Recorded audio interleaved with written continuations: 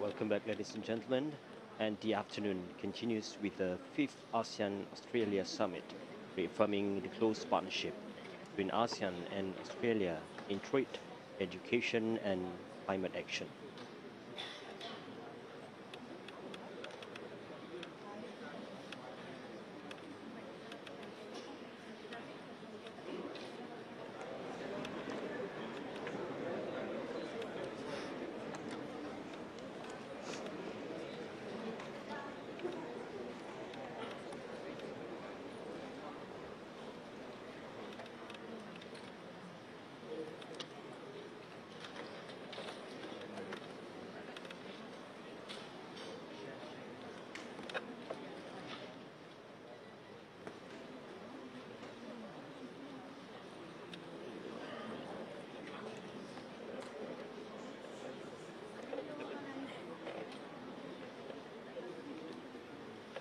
While waiting for the heads of states and governments to arrive,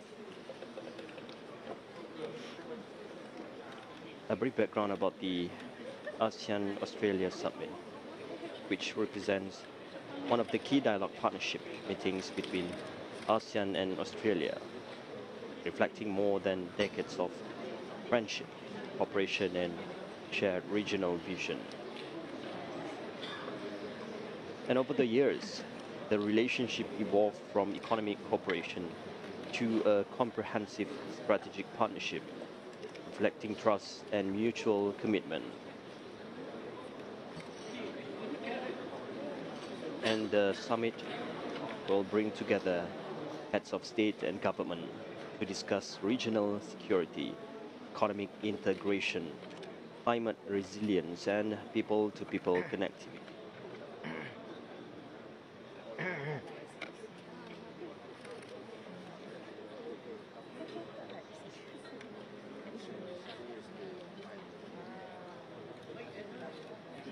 And basically, the summit focuses on regional stability and maritime cooperation in the region, and also with the trade, investment, and digital connectivity to drive sustainable growth. And also on the climate change action, green transition, and energy security. While it also focuses on education and cultural exchanges, deepening ASEAN-Australia people-to-people ties.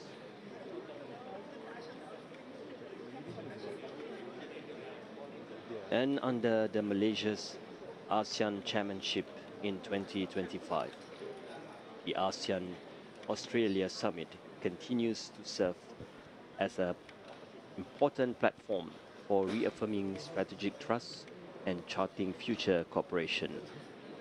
Kuala Lumpur's hosting of the summit symbolizes Malaysia's leadership in promoting inclusivity, economic resilience, and regional peace, which become the hallmarks of ASEAN unity in diversity.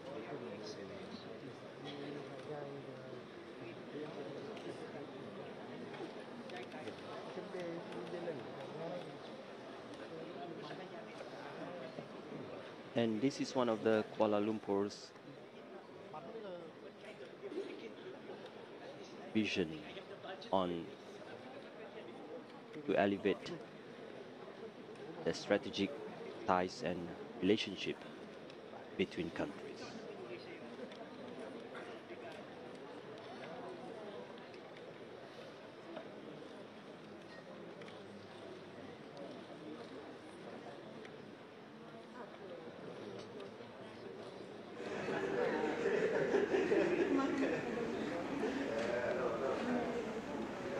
The arrival of Datuk Sri Muhammad bin Hassan.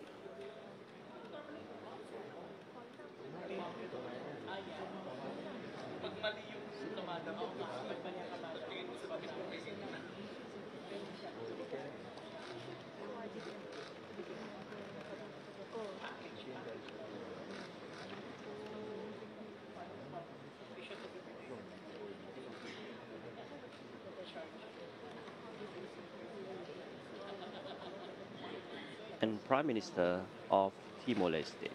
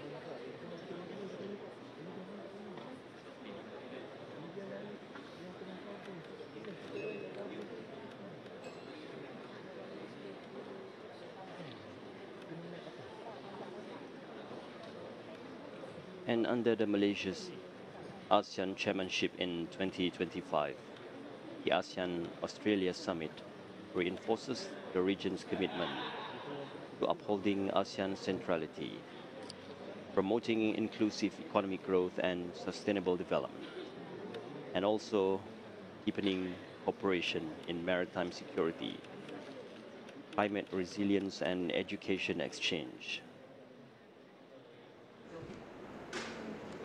And this summit in Kuala Lumpur not only renews ASEAN's strategic partnership with Australia, but also celebrates a new chapter in ASEAN's evolution as the community welcomes Timor-Leste into its fold.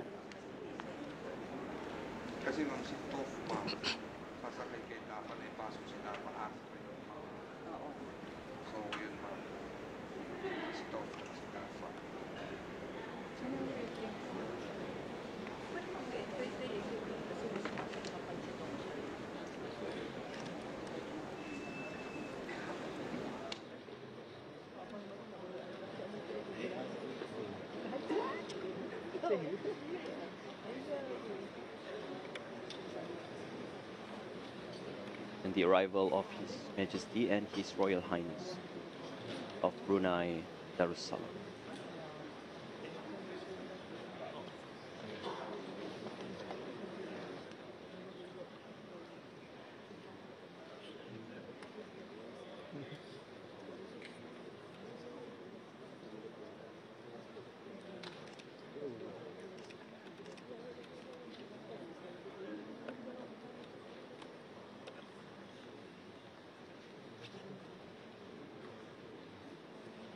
And the ASEAN-Australia Summit is more than a ceremonial gathering. It is a platform of equal voices and shared visions. One by one, the leaders of ASEAN and Australia take their seats, which will be given the opportunity to speak and to share national perspective, priorities, and aspirations for the region's future. Around this table, the voices of 11 ASEAN member states stand alongside Australia, united under the banner of cooperation and trust. And now the arrival of the Honorable Prime Minister of Malaysia, Datuk Seri Anwar Ibrahim.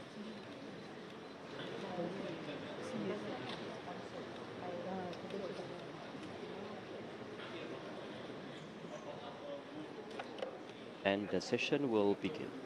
Honorable leaders, excellencies, ladies and gentlemen, welcome to the 5th ASEAN-Australia Summit. Without further ado, may I invite the Honorable Datuk Seri Anwar Ibrahim, Prime Minister of Malaysia and Chair of ASEAN, to deliver his opening remarks and proceed with the meeting. With that, Datuk Seri, the floor is yours. The meeting to order. Prime Minister Anthony Albanese, Prime Minister of Australia, Your Majesty, Excellencies, well, of course, we are honored to welcome you in particular and your delegation. And we are doubly honored to be the host.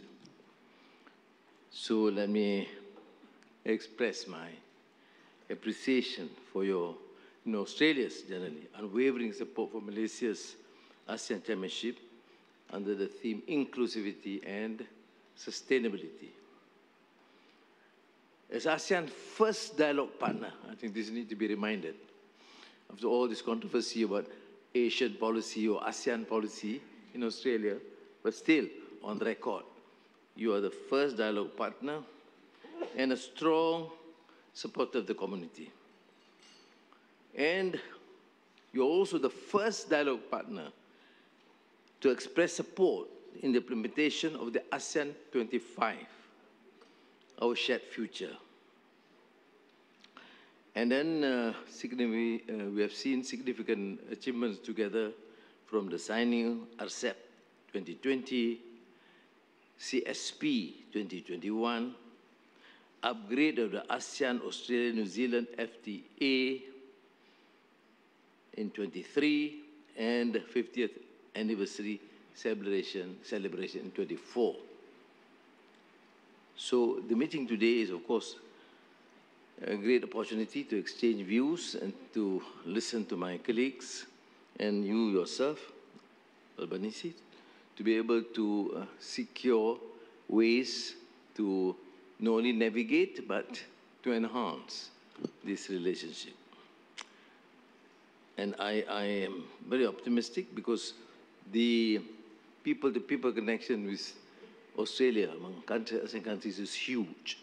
Students, business, researchers, and tourists. So now,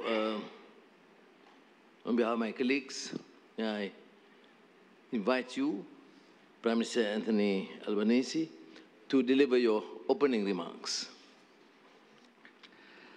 Well, Terima kasih, Prime Minister Anwar, for hosting this 5th annual ASEAN Australia Summit and for your generous hospitality as the ASEAN Chair this year.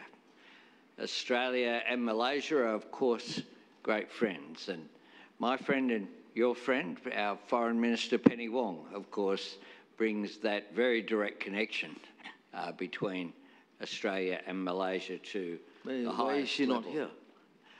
Our Parliament is sitting, and we need our Senate leader in the Senate at this point in time. But she, of course, is here in spirit. We are as one in my government.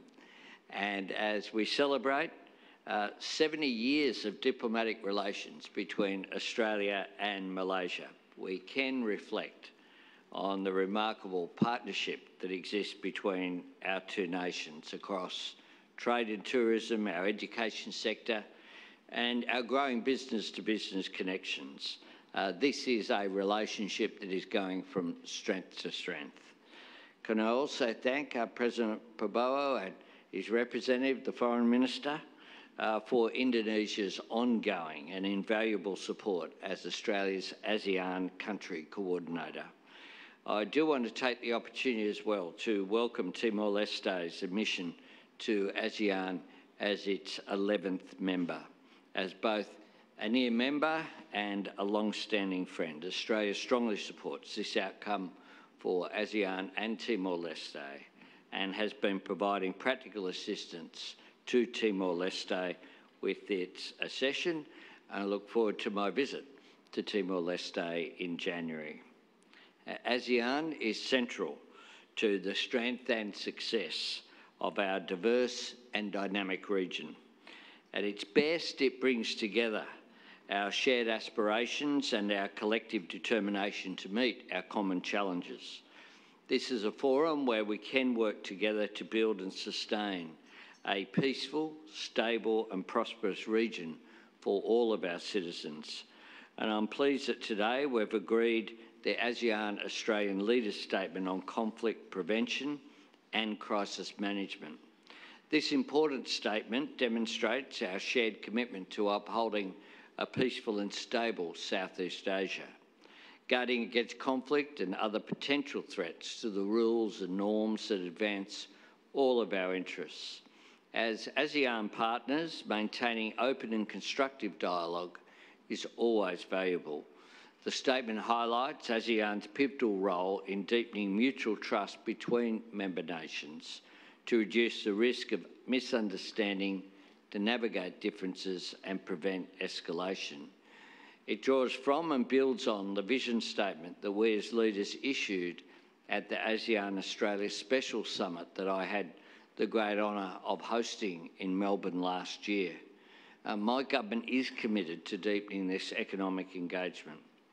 We want to seize the opportunities for investment and trade that we identified through our regional strategy for 2040, titled Invested. And at a time of global economic uncertainty, Australia certainly does remain invested and committed to Southeast Asia's growth and prosperity. 3/4 of our total overseas development assistance funding benefits our region.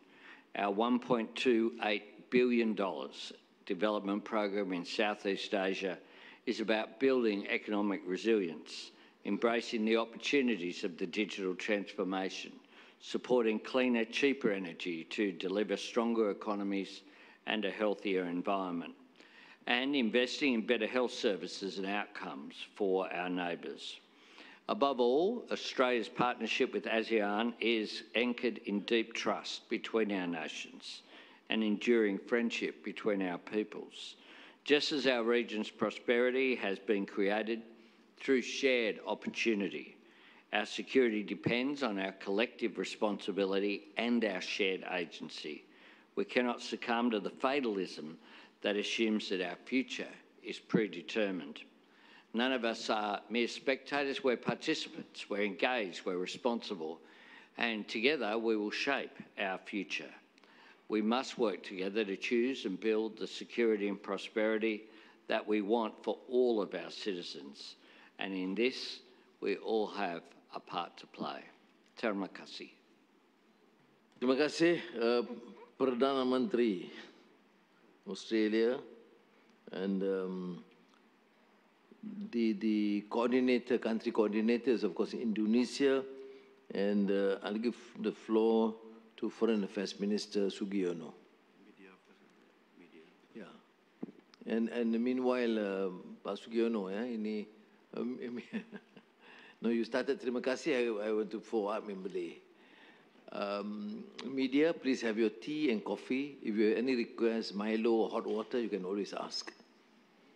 But it's outside, not here. Thank you very much. Terima kasih. All right, Pak Sugiono. Thank you, Honorable Chairman. Your Majesty, the Honorable Prime Minister Albanese, Excellencies ASEAN Leader, Excellency Secretary General of ASEAN, on behalf of President Prabowo Subianto, allow me to deliver Indonesia's national statement as the country coordinator.